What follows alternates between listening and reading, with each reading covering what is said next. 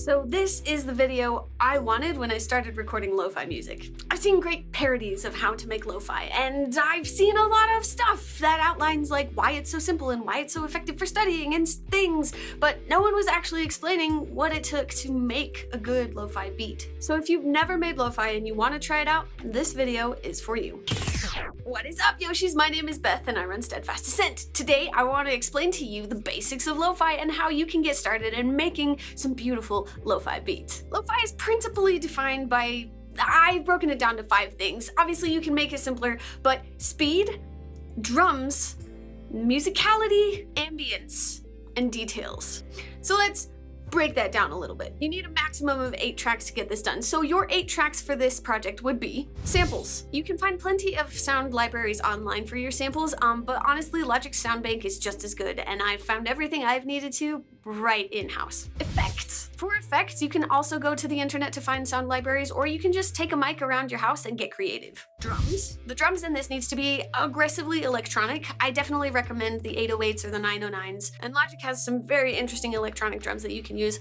Also, see my Z's link, I'll mention that later. Bass. When it comes to picking a bass, you need to just pick a sound that you like. For me, I found a sound in Alchemy that was just like super smooth and really everything that I wanted. A piano or an organ, really you're looking for a soft legato instrument, an interesting complementary instrument. And when I say complementary, I actually mean percussive, because the musical contrast between the smooth sounds and then the percussive sounds will create some really interesting things that you can do with the music as you are creating soundscapes. Vocals. We're just gonna throw them in here anyways because we can. Vocals. You may not need vocals, but I've left you 2 tracks because that is just the basics of what you need. So to do what you want in lo-fi, you gotta make sure that you are slow enough. Most of the songs that I'm finding or that I am trying to replicate are between 60 beats per minute and 95 beats per minute. Now I'm extra, and so I try and go forth and double those because I hate actually having to count e-andas. But you're really going for something slow. 60 to 80 beats per minute, that's pretty slow. When it comes to the drums, the key to know here is that less is more. It's very boom bop, this whole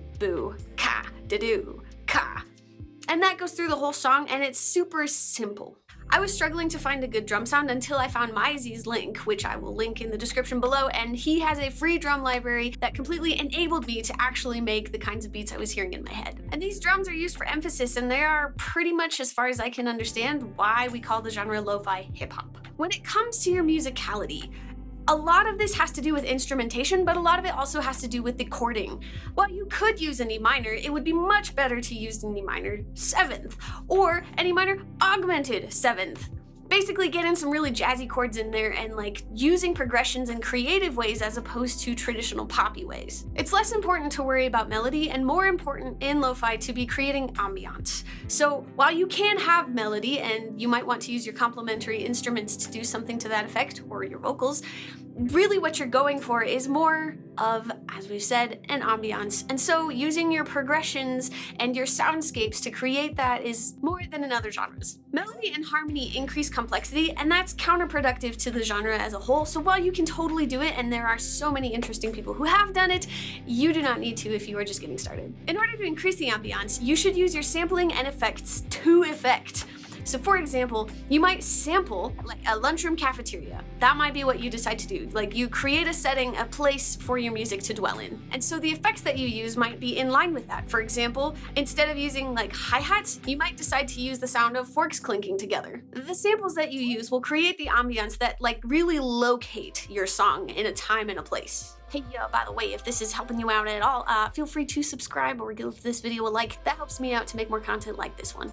And finally, lo-fi is all about details, and I mean musical details. So for example, cutting out instrumentation, cutting out drums, using a drum line one single time just to emphasize that one part of the music. Use long transitions. Honestly, these details are where lo-fi really shines. Those details of the sounds that you're using and the ambience that you're trying to creating, that is what is going to make your song stand apart. I've compiled a couple of different artists and playlists that I use for inspiration when I'm just trying to figure out what I'm supposed to be doing. And if you have any recommendations of some solid lo-fi artists, go ahead and drop those in the comments. Who's your favorite? So obviously this is meant to be a rudimentary basics on how to just get your feet underneath you and get the sounds that you are actually looking for in a lo-fi production. So what questions do you still have about producing lo-fi? What would you say I've gotten wrong about the genre?